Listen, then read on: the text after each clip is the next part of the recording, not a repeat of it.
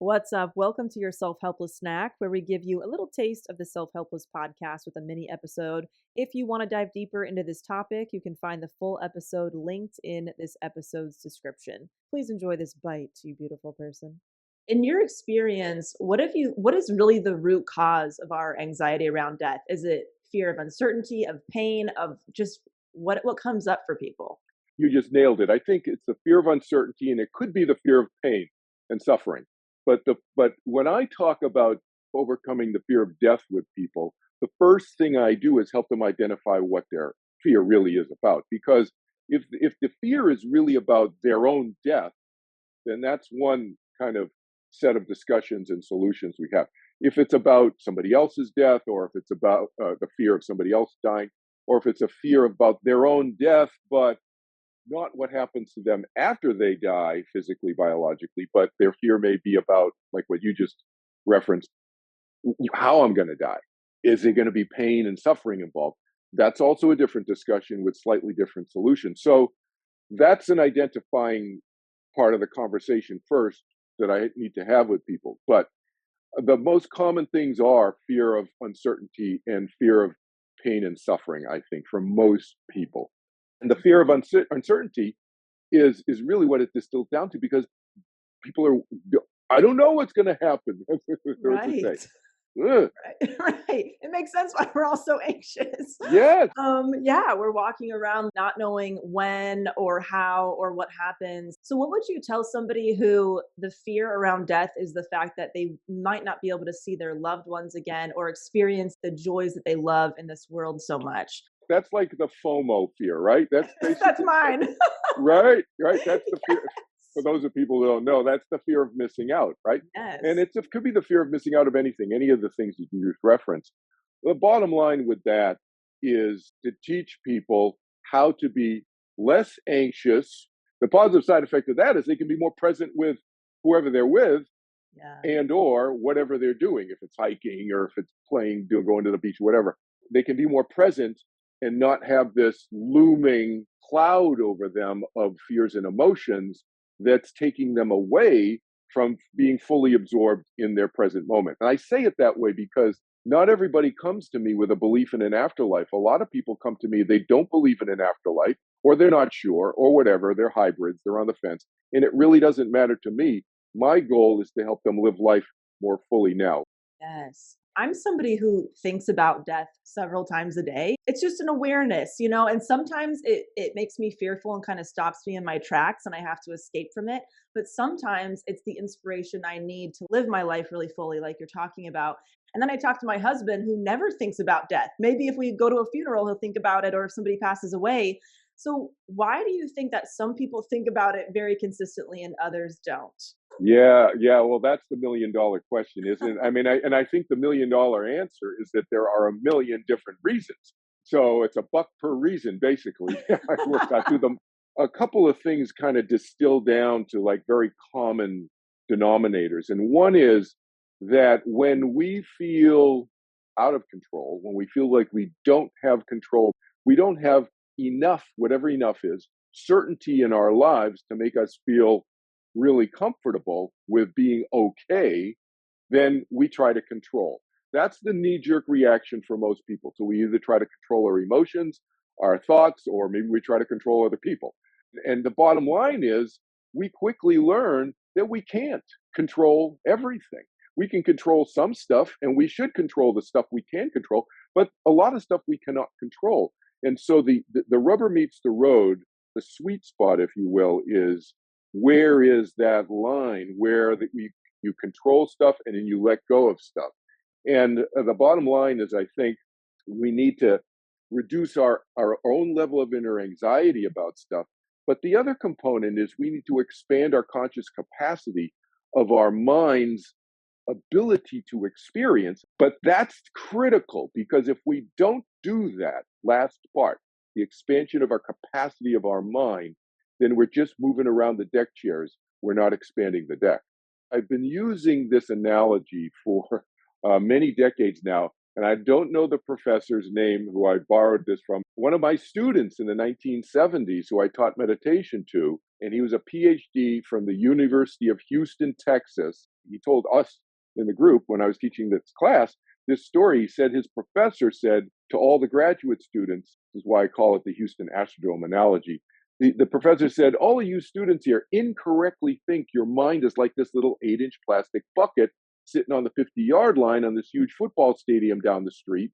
Houston Astrodome, big, huge enclosed, stadium and so forth. That's all you can see because there's a little desk lamp over it and it's at night and you're sitting in this 90,000 seat stadium empty, but no lights on, and that's all you can see. That's what you think your mind is. He said, no, your mind is vast. It's huge. It's that huge football stadium, but all you see is the little 8-inch plastic bucket with 10 or 15 ping pong balls. He said, that's your thoughts and emotions bouncing in and out of it. That's what you think your mind is. He said, no. So I've taken this analogy and I've expanded on it and said, that's what I teach people to do. Get out of the bucket, experience, and start turning the light switches on in the rest of the football stadium. That's your mind. And then you start to feel differently. You start to feel more confident, more empowered inside. It's the inside out approach. It's the expanding the deck on the ocean liner instead of just moving around the deck chairs, which is what most people are trying to do on a crowded deck.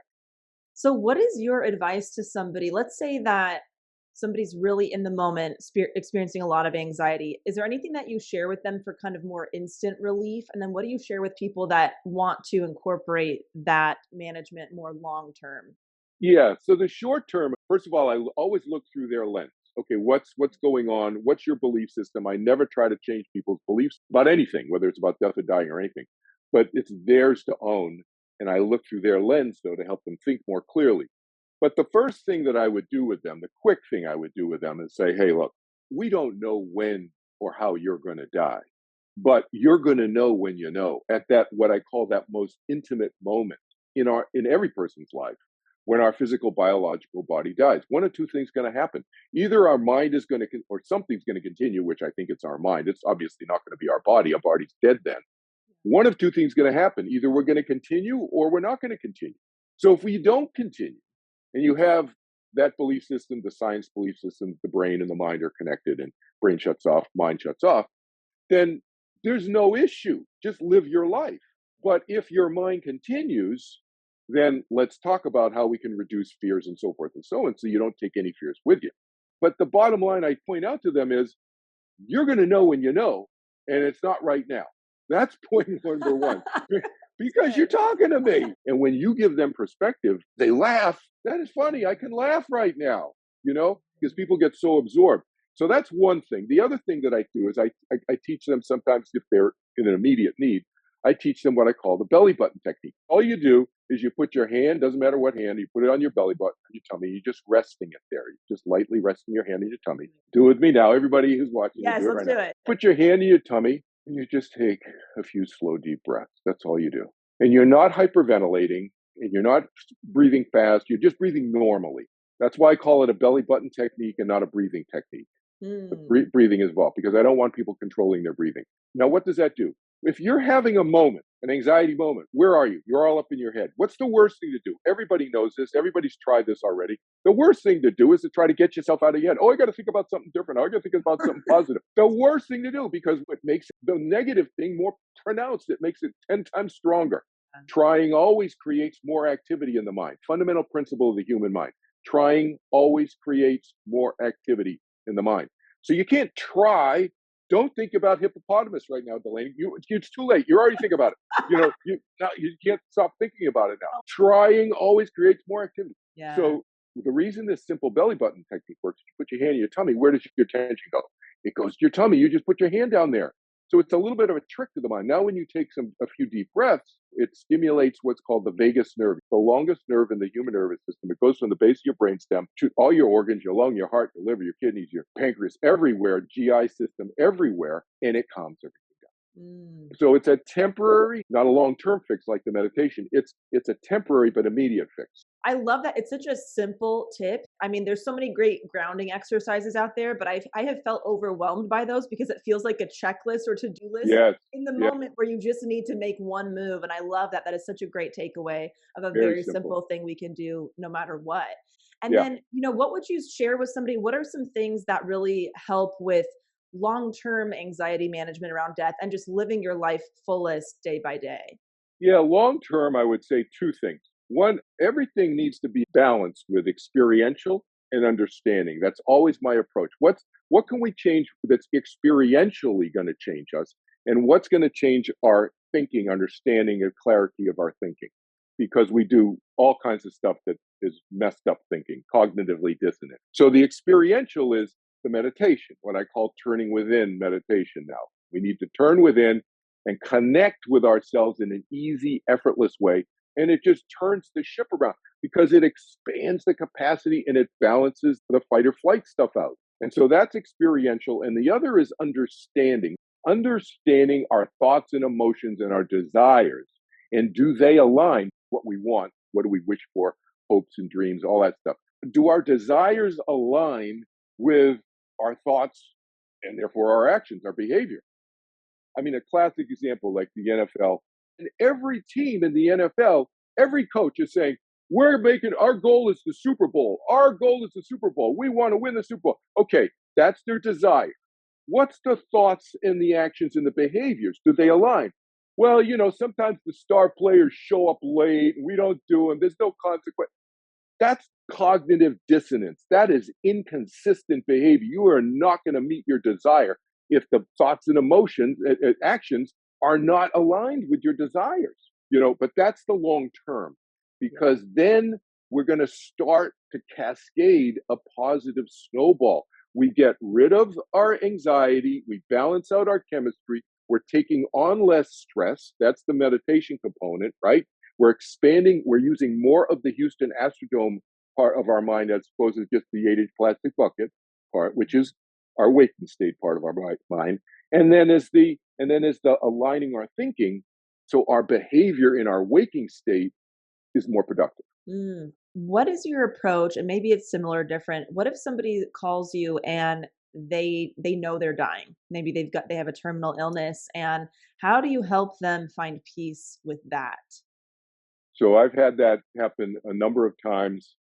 Uh, a quick story on that: a woman contacted me from someplace in England, and she found me online, and she said her mom is dying.